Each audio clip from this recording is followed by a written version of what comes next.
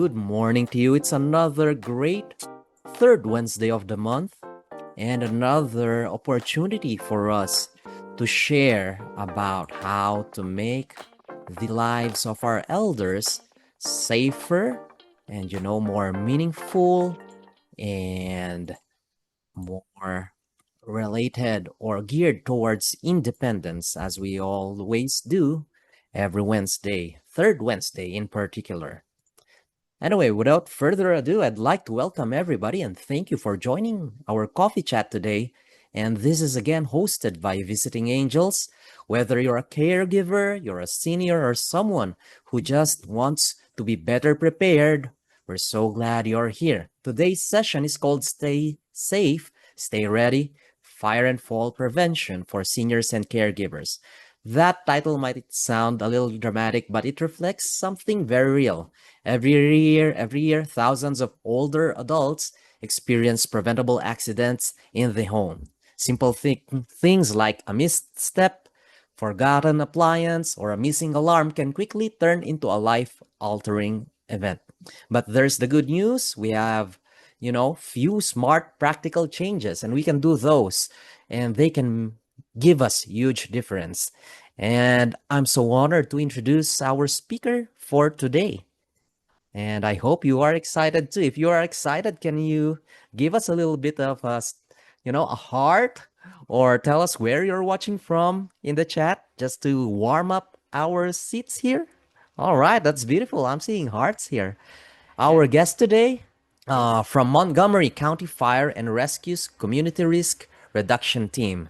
Her name is Kristy, and she's a fire safety educator with over 20 years of experience working with seniors, adults with developmental disabilities right here in Montgomery County. She's deeply committed to education, prevention, and helping people feel more confident and safe with their daily lives. She'll be walking us through everyday safety tips from fire prevention to fall risks prevention, along with real world strategies that can be used immediately. So, without further ado, please join me in welcoming Kristy Duke. Welcome, Kristy. The floor is yours.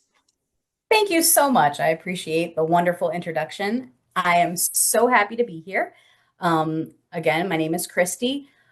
I work with Montgomery County Fire Rescue, the Community Risk Reduction Unit. Our job is to be in the community talking to folks about fire safety, fire prevention. My focus is on seniors and vulnerable populations. So my background is working with seniors and adults with developmental disabilities. So this is my passion. I love doing this every day. I feel blessed that this is what my job is. So today we're going to talk a little bit about prevention, right? We'll talk about smoke alarms, fall hazards, electrical safety issues, cooking safety issues. We'll talk a little bit about what to do in the event of a fire or other emergency, right? This doesn't just have to pertain to fire emergencies. And then I'd love to talk to you briefly about close before you doze, but we'll get to that at the end if there's time. I'm going to try to go pretty quickly so we can cover all the materials and then leave time for questions at the end. I appreciate you typing in the questions and then we'll address them at the end. So if you have a question throughout, feel free to send it, but we will address them at the end. Okay? All right. So the first thing that I want to talk about is I want everyone to be safe in their home. Okay? So we're going to talk about a lot of things. We'll talk about different kinds of emergencies, right? So one of the main ones that we can talk about is a fire emergency. So we want to make sure that we're alerted as soon as something happens in your home. So the number one thing to help with that would be a working smoke alarm. Okay. So hopefully everyone on this call is making sure that their home or the homes that they're working in have working smoke alarms. Now, how do we know if our smoke alarms are working, right?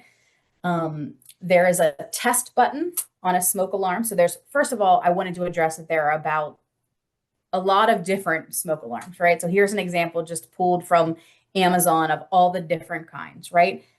They're all gonna be helpful to you, right? They're usually round. and they have a test button on them. So they could be in a different place, but it will say test. You could push that button to make sure that they're working. So we want to make sure there are a few different kinds, right? So we can have either hardwired alarms with battery backups or battery only alarms. Generally, we see battery only alarms in older homes built before 1975. So if your home was built after 1975, or if you had any work done, significant work done after 1975, you may have hardwired. So the hardwired alarms get their electricity from the house, the main, they're actually wired in, right, with a battery backup.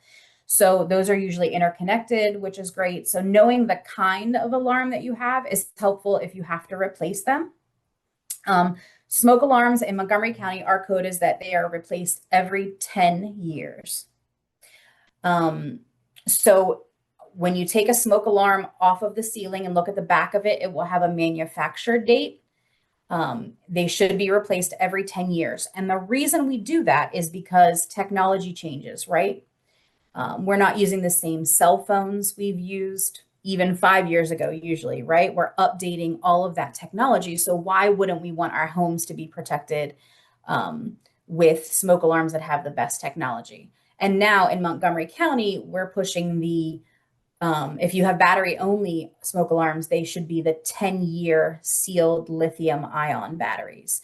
So the newer battery only alarms, you're not able to change the battery. I think we're used to having the alarms that we have to change the 9-volt battery.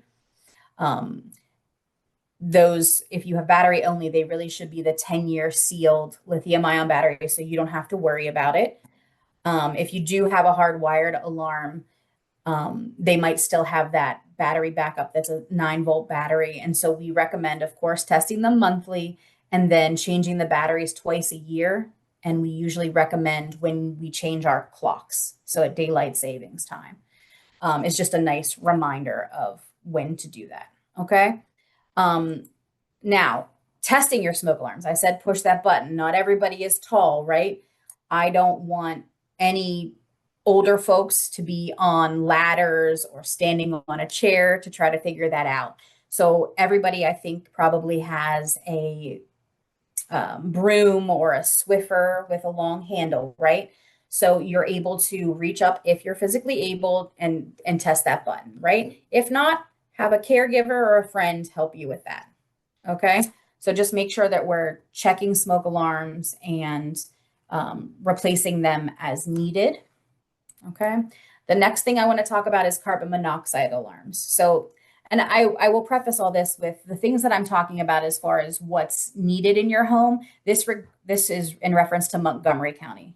So I'm speaking about Montgomery County. So in our county, you should have a carbon monoxide alarm if you have any natural gas appliances. So a gas stove, furnace, if you have an attached garage, or if your neighbor, so let's say you're in a townhouse, row of townhouses, if a neighbor has a garage, if you have a wood burning stove or a fireplace, all right, you should have a carbon monoxide alarm on every level of your home.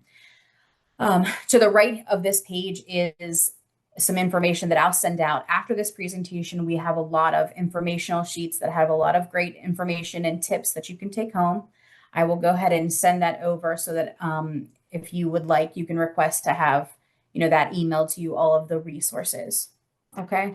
So making sure that you have working carbon monoxide alarms and smoke alarms in your home. One thing that I did want to mention is that here in Montgomery County, if you see on the bottom of the sheet on the right-hand side here, it says call 311 for a home safety check. So part of our job in the community risk reduction unit is we conduct free home safety checks to anyone, particularly homeowners who live in Montgomery County. So you can sign up. We will have a firefighter come out and conduct a home safety check in your home. We'll check all of your smoke alarms for you, let you know how old they are, if they need replaced. If they are the type that need new batteries, we can replace batteries.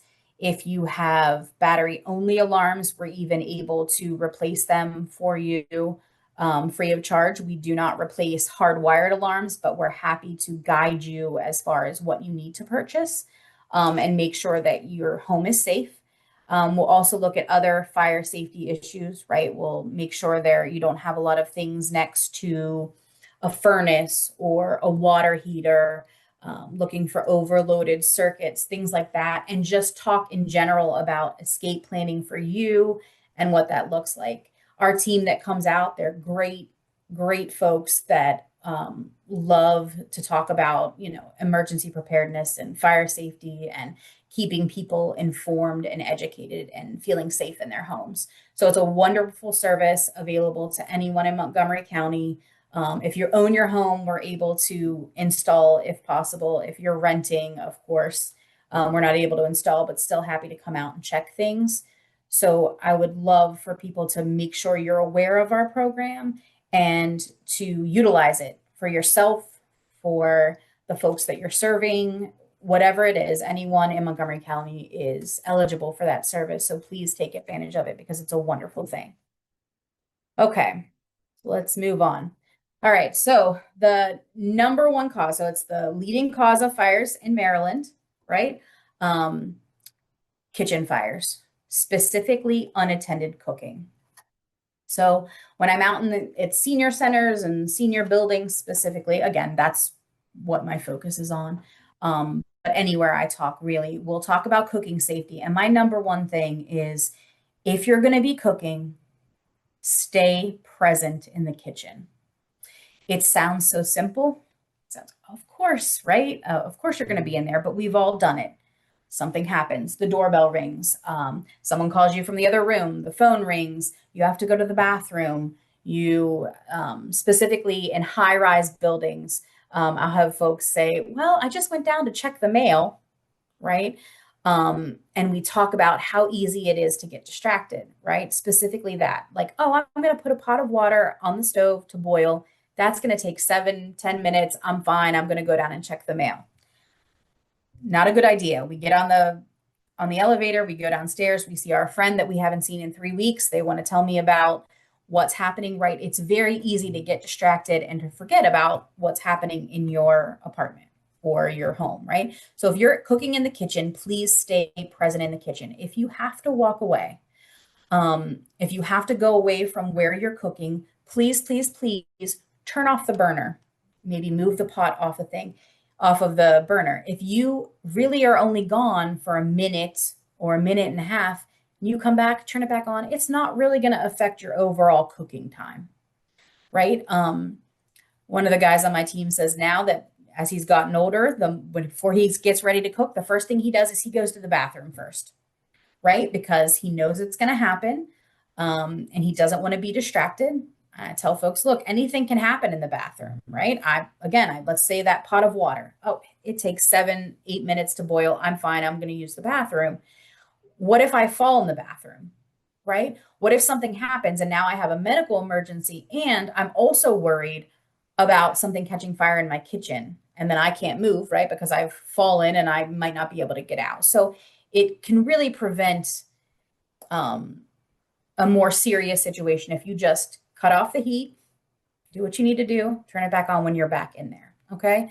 Some of the other things to talk about are keeping the cooktop free of debris, right? So if you spill something after you cook that time, make sure that you're taking the time to clean it up because we've all done it. We forget about it. We put the pot on the next time we're going to cook. What's that smell? There's smoke, there's everything because we didn't clean that up, right? Also making sure that you don't have anything around the cooktop, right? Maybe you bought a box of pasta, you poured it in the water, and you put the paper box on the counter or on the stove right next to the burner, right? In this picture there, you can see a rag, right? A dish towel thrown on the cooktop, and now it was a gas stove, and now it's caught fire, right? Something else that we don't think about is the pot handles, okay? So what I mean by that is, so in the picture there, you can see, so if the pot handle, right, is sticking out into my kitchen and I walk past and I hit it, right? I don't know about you, but my kitchen is not super large. So if I walk past that, I may take whatever I'm cooking and now it's all down me, right? Like, so I now maybe have burns, I have a medical emergency. It's turned into a situation that if I had just turned the pot handles to be over the counter, and not able to be turned, that would have been a step that would have prevented that, right?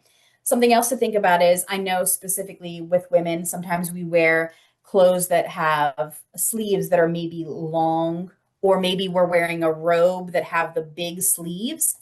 You have to think about what you're wearing when you're cooking, because if you're leaning over to reach something on the stove, you might have a situation where that catches fire, and now you personally are on fire.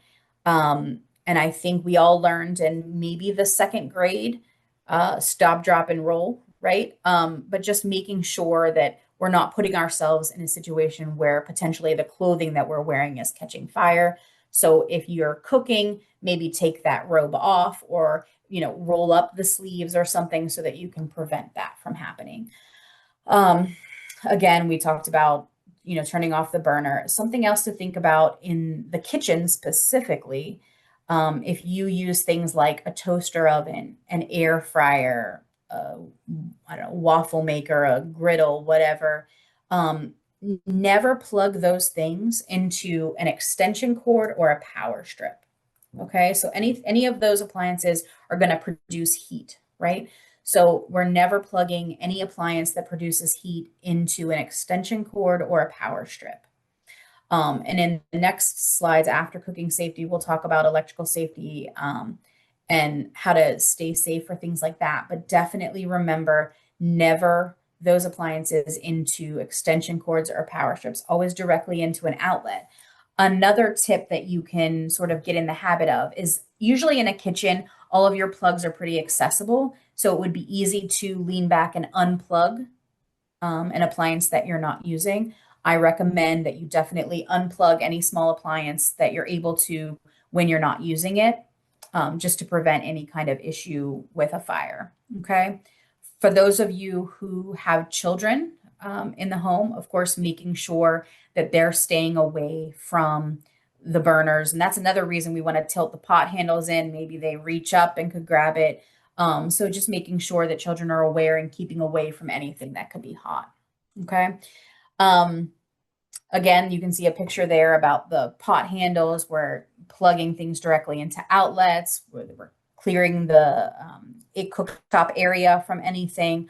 Another thing I wanted to talk about is, if you're ever cooking in your microwave or your oven, sometimes, right, maybe there's a little bit of something that should not have been microwaved, and we get a little bit of a spark, or there's a small fire in your microwave. If that happens, do not open the door. Um, Fire needs oxygen, right? So what you want to do is turn it off, right? If you can unplug it, fine, but turn it off and leave the door closed, because without that oxygen, the fire should go out. Again, if it's a small fire, I'm not saying this if, flames are shooting out of your microwave. If you have that kind of incident, then you're just out the door and you're calling 911. But if you do have a fire in your microwave, or your oven, you want to turn it off and keep the door closed and keep an eye on it, right? You should see it start to die down, and don't open it until after it's definitely out. Okay. I bring that up because I think it's a natural instinct to want to fling open the door, maybe, figure out what's going on, remove it. But really, it is much smarter to just turn it off. You want to turn it off because a microwave is bringing in air, right, as it's cooking. So it's getting oxygen. So if you turn it off, you don't have that air coming in. If you can unplug it, cool. And then just keep an eye on it. Obviously, if the fire is getting bigger, then you're gone and you're calling 911. But do not fling open the door to inspect what's happening. Okay. All right. So on to electrical safety. Like I said, we do home safety checks. We see things like these pictures here all the time. So if you look in this picture, this is one outlet that has two plugs, right? And then someone has plugged in two adapters that make one plug into three. It's the same thing for power strips. We see it all the time. This is too much going into one outlet. We don't want to overload the outlets. That's not made for, that outlet is made for 2 plugs, and now we have 5 things plugged in there. Power strips are the same way. Just because there are 6 plugs to plug something in doesn't mean you can plug in any 6 things you want. Now, I understand there's never enough outlets. We live in a world now where so many things need to be plugged in, right? It used to be, before technology and all of that, we had a TV, a lamp, and, a few other things, but now we have everything, right? So you just want to be mindful of what you're plugging in. When it comes to power cords, now you could calculate the actual amount that you should be putting there, but I will tell you to just sort of think about it in a common sense way, right? If you think generally, you can probably understand that there's a difference between the amount of electricity used for a regular lamp, a laptop computer, and a 65-inch TV, right? So we want to make sure we aren't plugging in a laptop, a 65-inch TV, a laptop computer, I said laptop computer, tablet, right? We're not plugging in a bunch of things into one. Just sort of trying to break it up as best you can, and use a little bit of common sense. Again, you could calculate all of it. Absolutely. When you bought that power strip, it definitely told you, the amount that you should be plugging in there. A rule of thumb also that we use is if you put all of the cords together of the things you want to plug in. So let's say you have the cord for the lamp, the cord for the TV, the cord for whatever else you're plugging in, and you put them together. The diameter of all of those together, if that is more than the diameter of the cord for the power strip, then it's too much to be plugged in there. That's just a general, quick way to sort of gauge whether what you're doing is correct. Again, so as little as possible. If you can divide up where you're going to plug things in, please do that. Never, ever, ever what's called daisy chain a power strip. So that's plugging in a power strip into another power strip, right? Those kinds of things cause fires all the time. We talked about never using an extension cord for anything that produces heat. So a space heater and a small appliance, never into a power strip or extension cord.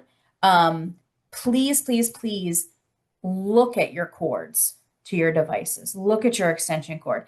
In the bottom picture here, you can see a very frayed extension cord. Now that's a pretty obvious thing, right? I don't think anybody here would say, oh, I should probably use that.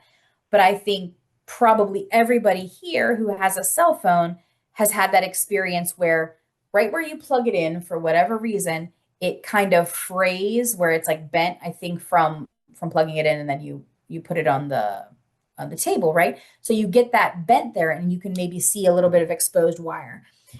That's something that happens more commonly with newer products even, and I encourage you to please pay attention to that and replace it if that happens. You never want to be able to see any cracks or exposed wires in any of the cords that you're using on a regular basis, okay? I tell folks too to sit, in your living room and look around and think, hey, I've had that lamp for 25 years. This was a lamp that I had when, I was living wherever, right? When's the last time you unplugged it and took a second to inspect the cord? That's not something we're doing on a regular basis, but I encourage you to periodically, if you're moving furniture and cleaning behind the TV stand or whatever it is, or if someone's doing that for you, to take a second to look at that power strip, to make sure the power strip is still intact. It doesn't have any damage on it. Nothing that's plugged in there is cracked or or breaking or in any way, right? So pay attention to those things. Something else to think about is when you bought that power strip, first of all, you might not know how old that power strip is, right?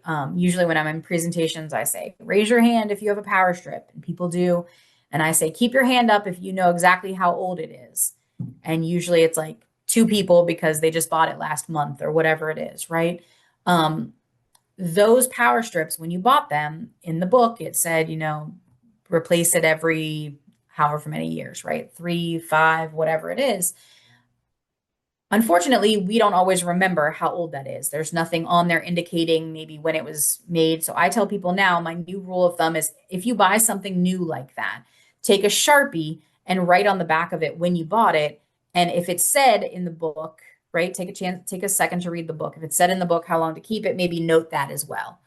Um, okay, so pay attention to those kinds of things. When you're buying power strips or any electrical product, really, you want to look for these things listed here, the picture here, the UL listed or ETL listed. So that's the Underwriters Lab, and then ETL. That's just a little bit of extra testing that a product has gone through to let you know that it's a little bit better quality product, right? So do we agree that there's a difference between the quality of the cell phone charger that came with your phone and the one that you may have bought when you were traveling at Five Below or whatever it was, right? Um, the newer, the nicer cell phone cords that came with your phone might have things like adaptive charging. It'll turn off when it's full, all of those things that you're not going to have with those other lesser products. So it might cost a little bit more, but you get what you pay for in those cases. And really, it's much safer to make sure that you're buying quality products. And I've highlighted here where even on Amazon, even if you're shopping on Amazon, it will list whether something is UL listed or ETL listed. So, you're able to look there and see if you're having a quality product. Okay. Something else to talk about is everybody has a cell phone.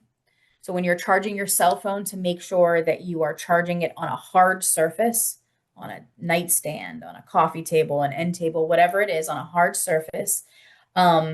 Because we all know when we charge our cell phones, they get warm.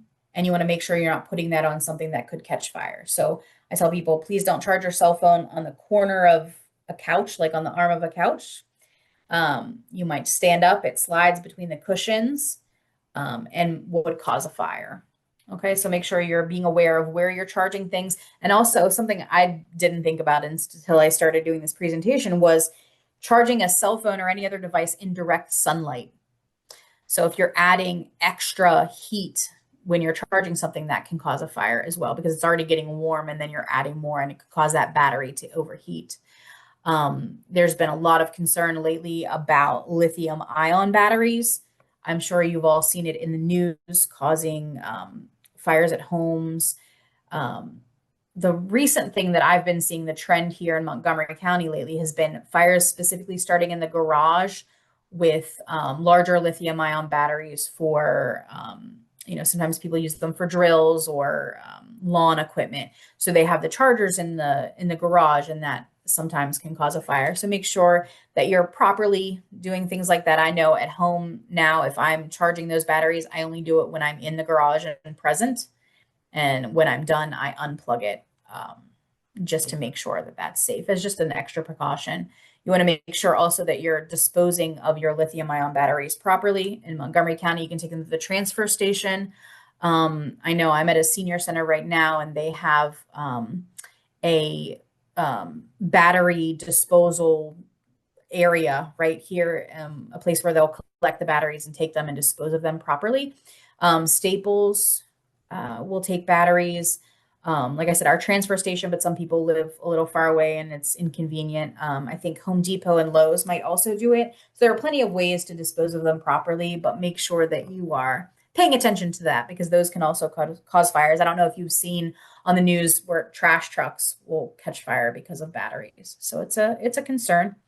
And not meant to scare you, just, be aware and make sure you're properly disposing them, and that should be fine. All right, let's see what's next. Oh, so dryer vents. Okay. Of course, you're cleaning your lint screen after every load of laundry that you're doing. But if you own your home, you also need to be concerned about the vent that goes from the back of your dryer outside. Okay. That's your responsibility to make sure you don't have a buildup, because lint builds up there as well. Specifically, usually when there are turns, right? So if you know how far your vent has to go outside, you need to make sure you can do that. And there are plenty of companies that will do that for you, or if you have a family member who's able to. But they say about once a year, but it depends obviously on how often you do laundry. So I say, have it done and then see how jammed up it was, right? And like ask for their recommendation. Maybe it's twice a year, right? But just making sure that you're paying attention to that and being aware of that. So definitely cleaning your lint screen after every load, but there's definitely also a piece you have to worry about if you own your home. Now, if you're a renter, generally, hopefully, the property management company will be having like if you have a laundry room or if you're not responsible for that hookup, they should be cleaning those out once or twice a year as well, usually once a year. And that would be their responsibility. But if you own your home and you've never had that done and it's been a long time, I recommend getting that checked out as well, because that can definitely cause home fires as well. I think the next thing I'm going to talk about is fall prevention. And please excuse me because I think I might have some blank slides, but you'll bear with me. Oh, maybe I didn't put it. Hold on. Sorry. Okay. So let's talk about fall prevention before we talk about escape planning for fires, right? So we're still talking about prevention. So we went over a lot of things that can help us prevent a fire in our home, right?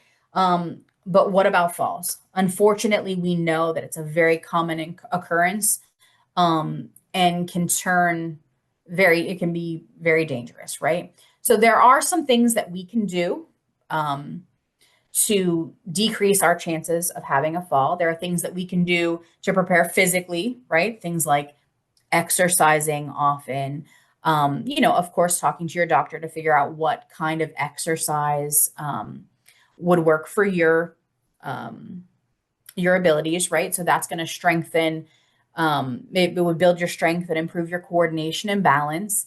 And then also little things like taking your time. Now that sounds so silly, right? It's like, oh, of course, right? But just when you're transitioning, so standing up, getting up out of bed, sitting up from a chair, whatever it is, take your time, right? Sit for a moment. When you sit up before you get out of bed, sit on the other edge of your bed and just, just get your bearings first before you stand up, and stand up slowly, right? And when you're standing from sitting, before you start to walk, stand up, wait for a second, make sure you feel completely, balanced, and then stepping, right? So those are things that physically we can be doing. Also, when we're in homes of people, if you're a caregiver and you're in a home, you might want to look around for things that would be helpful to someone to prevent a fall, right? So there's definitely things that we can be looking at. Lighting is a big one. A lot of folks will get up in the middle of the night to go to the bathroom, or maybe they're taking a nap and the area is dark from their bed to their bathroom, whatever it is. Having night lights in areas that are dark are helpful, so you don't have to turn on lights. Now, the way technology is, there's all sorts of battery operated motion lights even that don't even need plugs, so you can kind of mount them on the wall wherever. I know I have those on my stairs so that I don't have to turn on the lights every time I'm coming downstairs, but I didn't have outlets, so I was able to get battery operated motion lights. Of course, turning on lights before you're going down the stairs. Going back to the physical side, of course, we're making sure we're having regular eye exams, going to the doctor, and making sure all of those things are there. Something else that you want to think about is stairways or entrances, making sure that you have handrails so that you're setting yourself up to feel safe to go up and down those stairs. You also want to make sure you're not storing items on the stairs. So when you go into your home, and maybe it's just your home, when you're done with this presentation, you're like, hey, let me look around, right? I know in my home, I tend to set something on the stairs to carry up later, right? And that can be a problem, right? Because if I don't carry it up the next time, then I've got this trip hazard, this fall hazard on my steps. So you want to try to not do that. Get out of that habit. Make sure that you're keeping the stairs and entranceways and walkways clear of things. things like throw rugs. I don't love throw rugs, but I know we all have them. But if you're going to have them, secure them. Make sure they're the kind with the rubber backings if you really have to have them. Um, but just making sure that anything on the ground that you could trip on, if again, if you don't need that throw rug there and it isn't absolutely necessary, I would encourage um, getting rid of it because it's just an opportunity if you don't pick up your foot the proper way to just trip on that. Something else that I see a lot is people will have a cord to something that they want to plug in. Um, and we should have talked about this in electrical safety, but so if you have a cord and let's say just the way it's set up, it's on one side of the room and it has to go, the cord has to cross the pathway. Okay. You never want to put a throw rug over top of of an extension cord or anything that you're plugging in, right? Because you're not allowing airflow around that and you could cause a fire hazard. So I think people do it to prevent a trip hazard, but you're then creating a fire hazard.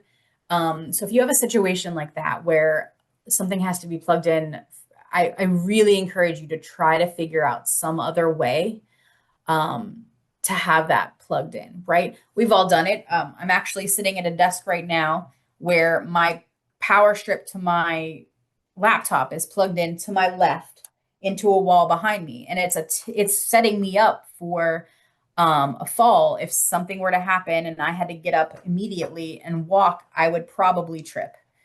I hope I don't do that today. But again, this is not my office setup. I'm at a senior center. Um, but I'm aware of that and I've kind of set it up on the desk to make me more aware of what's happening. But if you have something like that in your home that you're using regularly, please try to find a solution that's not going to have it be in front of where someone is going to walk, right? Um, yeah, so a lot of things that we can do for that. So looking around your home and saying, "Hey, is there a threshold that maybe is not even that I could adjust? Do I have a rug that I've tripped on?" Honestly, it's sometimes it's as simple as thinking about what we've done, right? Like you might say, "Hey, I've stumbled on that a few times. I know it's there. Let me address whatever that is," right? Um, Dealing with it before it becomes hopefully not, but a fall that then hurts someone significantly, right? So just taking a chance to look around and look for things like that. Making sure that you have the proper handrails on stairs, like I said. Um, there are a lot of assistive devices for standing up from a chair, using a walker, especially if someone's using a walker at home. You want to make sure that there's nothing that that walker could get caught on. Again, throw rugs. Um, I know that my mom at home uses a walker, and I get really frustrated when there's a throw rug down. I'm like, I want to get rid of all of them because it'll catch, right? And it just causes her to not be stable on that, and that really concerns me. So just make sure you're looking around for any uneven things. It might be a sidewalk outside. It might be when you're going outside, that the third square of cement, right? Like there's a seeing if you can get that fixed and taken care of because it, but it's going to be one day that you're not thinking about it and there could be something, right? So paying attention to those things and trying to deal with those before um, we have those kinds of issues. Okay. Let me see what else. Okay. So I'm going to go back to um, escape planning. So those were the prevention things that we talked about, right? We talked about ways to make sure that our homes are safe, that we have all the things in place so that if there is an emergency, a fire, that we're able to be alerted because we have working smoke alarms, working carbon monoxide alarms, and we're getting out and we're calling 911. So we didn't talk about that, but of course, if there were to be a fire in your home, I would want you to get out and then call 911. I can't tell you specifically what your fire escape plan looks like, right? That has to be something that you are thinking about for your home and for your ability, right? Um, I talk with folks, people on this call could live in apartments, condos, townhouses, single family homes. There's any number of things, right? So I can't say here's the way it's going to work for you. You have to think about what that looks like in your home, but we'll talk about general things, right? So we talk about plan A, plan B, and plan C. Okay, so plan A is going to be get out your primary closest exit and call 911.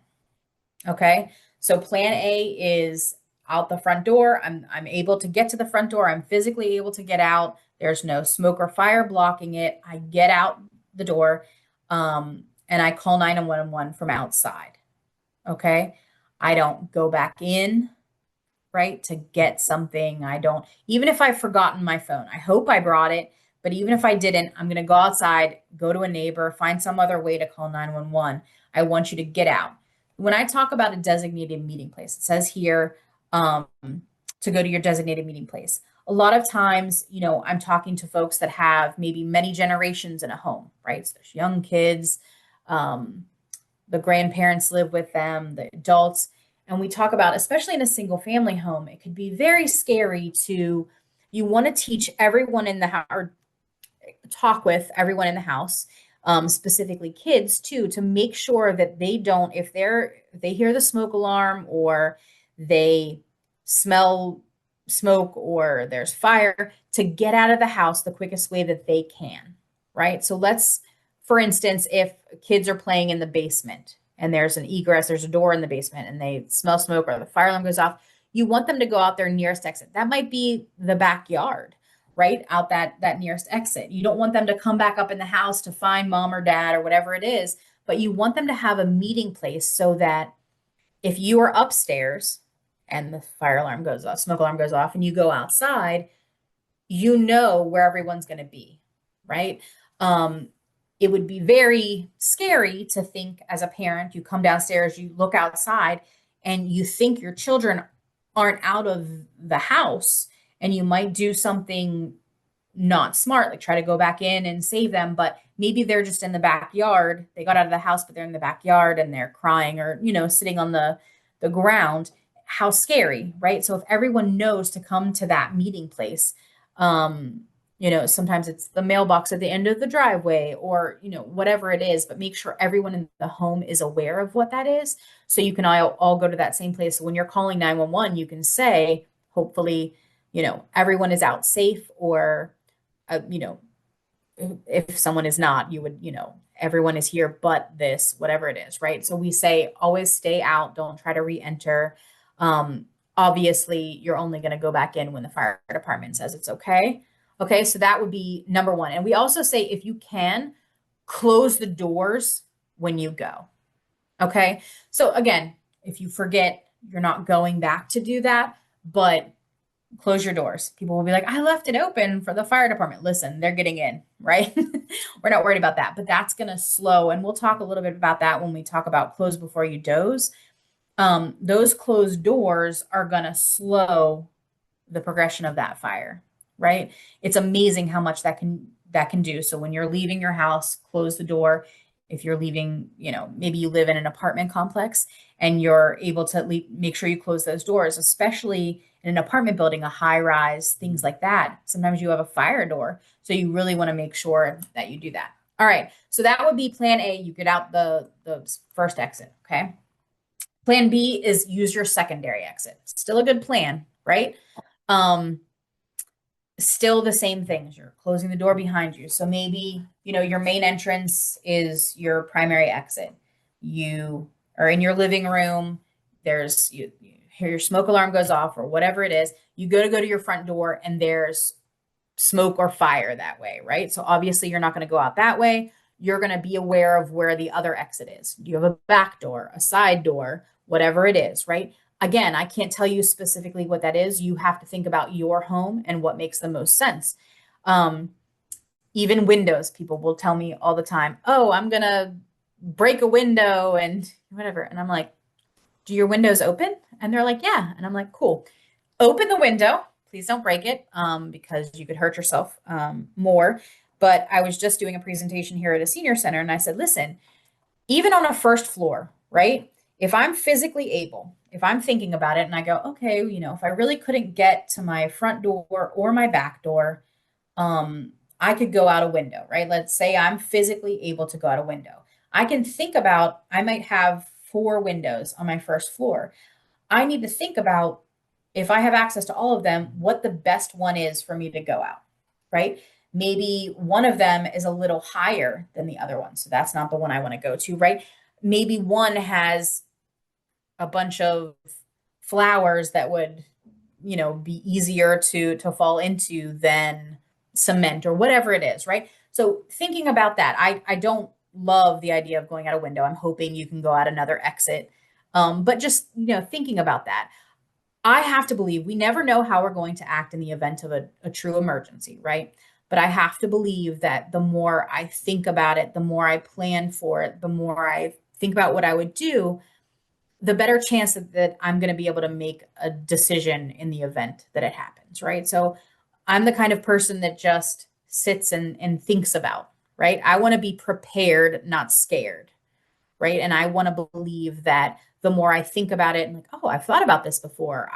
Okay, that exit is closed. I mean, is blocked to me, but I know that I can go out a different way, right? Okay, so that would be plan B. Now, plan C. Okay.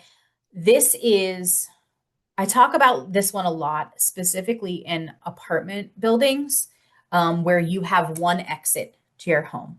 Okay. So let's say you're in your apartment, you're watching TV and in the evening, watching Jeopardy, and the fire alarm goes off in your building. Okay. I always tell everyone, always treat it like it's a true emergency. Okay. I don't care if this week your neighbor burnt toast 3 times and you had to go out. I'm sorry about that, but please go out if you're physically able. So always if you're physically able. So you're going to go to your door and you're going to feel your door first. And you're feeling to see if it's hot. If it's hot, it could indicate that there's fire on the other side, so you're not going to go out. If you feel it's not hot, you look out and there's fire or so much smoke that you can't see right in front of you. You're also not going to go out. If that's the case, so let's say you're in your home and for whatever reason your exit is blocked, you're unable to get out. What you're going to do is get as far away as you can, right, from the smoke or fire. You want to be in a room or somewhere far away from that and get behind as many closed doors as possible. Okay. So in an apartment, it's easy to think about because you can't go out the exit door, right? That's blocked. Let's say you live on the 15th floor. So obviously you're not going out a window. So you would want to go into a bedroom, close the door. And if you have a bedroom that has an attached bathroom, you would go into your bedroom, go into your bedroom, close your bedroom door, go into your bathroom, close your bathroom door. Hopefully you've grabbed your phone, you're on the phone with 911. Okay. So it's the same for a home. So if there's anywhere there isn't smoke or fire you can put as many doors between you and the fire that you can. Okay. So you're going to call 911 as soon as you possibly can. You're going to let them know exactly where you are. So if you're in a single family home or even an apartment, you want to be as clear as you can. In an apartment, you might say down the hallway, the first door on the right, or whatever it is, because think that the firefighters are coming in and it's full of smoke and they're not able to see. So you want to be as descriptive as possible.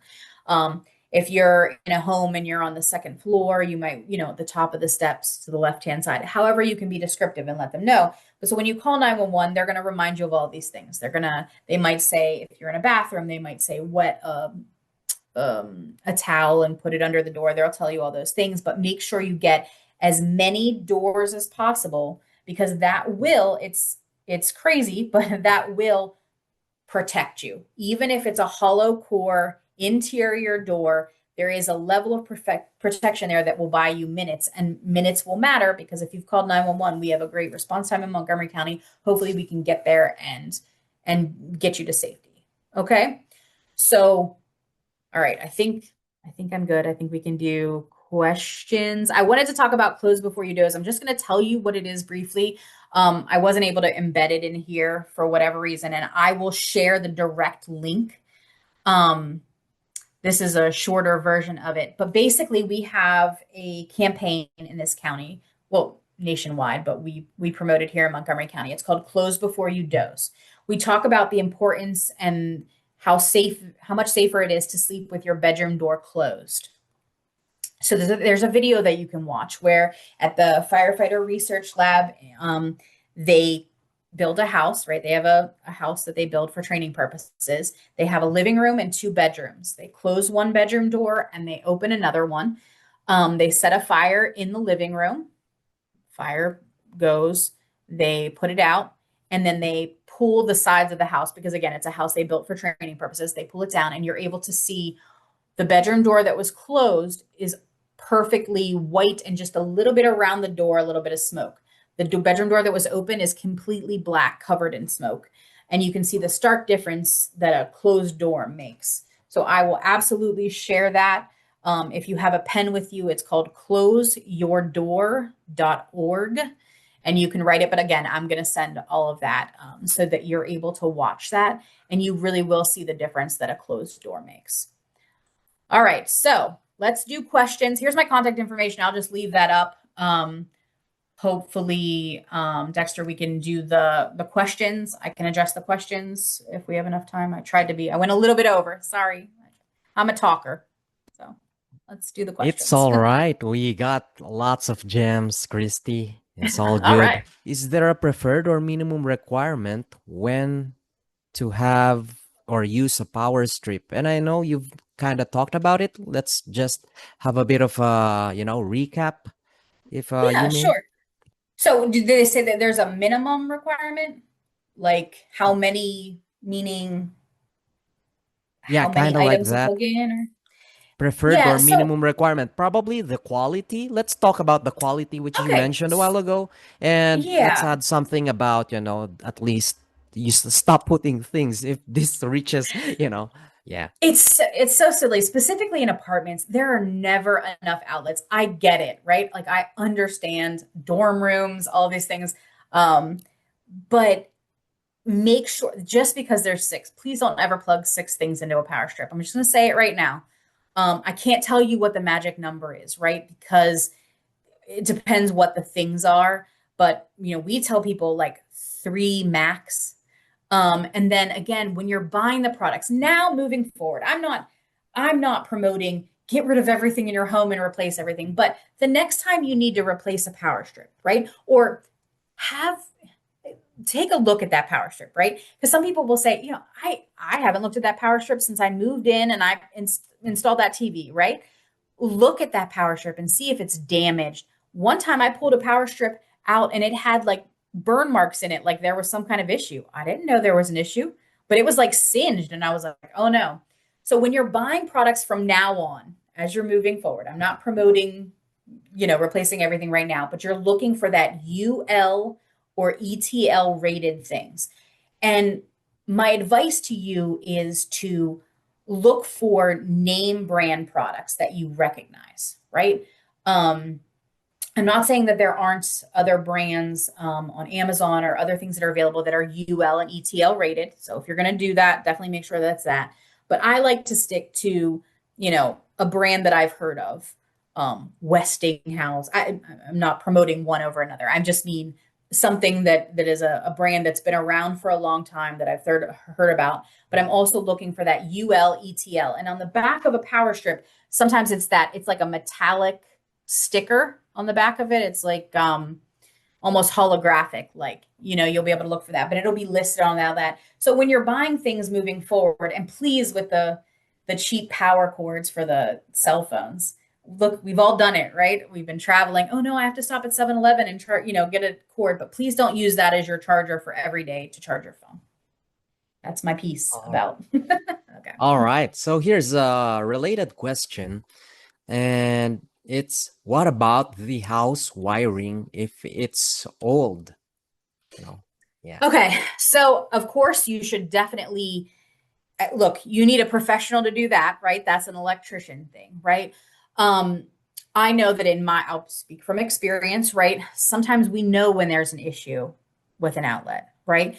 we've plugged something in. Maybe I just had a lady tell me here at the senior center that when she plugs something in, it kind of pops or whatever. And I said, listen, you need to call an electrician to have somebody come and look at that. So definitely, if a house is significantly older, you do want to have an electrician come and just take a look at things, right? Just to make sure that everything is working properly.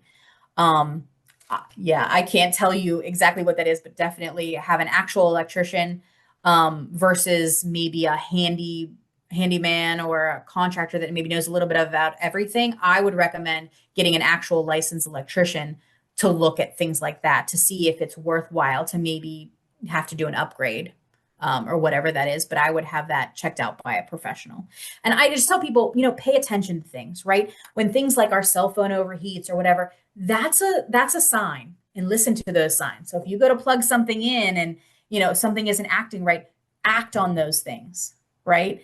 Take care of those things when they happen, because those are our early warning signs, right? That something's going on, and to please be mindful of those before something more serious happens. All Hope that right. answers the question. Okay, Yes, perfect. good. And here's our final question here.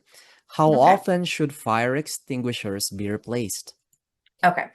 All right. So fire extinguishers. We at the fire department, we don't promote fire extinguishers. And here's the reason before everybody panics. I usually say in my presentations, who here has a fire extinguisher? And people raise their hands. And I say, great, keep your hand raised if you've ever used a fire extinguisher.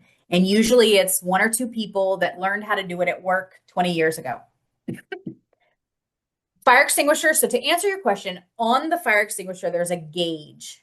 Okay. And the gauge will tell whether it's green and red, right? Whether it's working or not, or has enough charge. That's what's going to tell you. If you do have one at home, I recommend that you learn how to use it, um, and that you feel comfortable. So I'll send a link to a resource that we have. There's a video that a family shared. It was an actual fire in their home. They had a Nest camera, and they were having a party. They moved a table that had a candle on it, and it caught the curtains on fire and the house burned down. But in the video, you can hear them trying to get things to help fight the fire. And somebody's going, I can't get the pin out. I can't get the pin. They couldn't get the fire extinguisher to work. The problem is a lot of the at-home fire extinguishers that you're buying at Home Depot, once a fire gets to the point where it's even this big, right?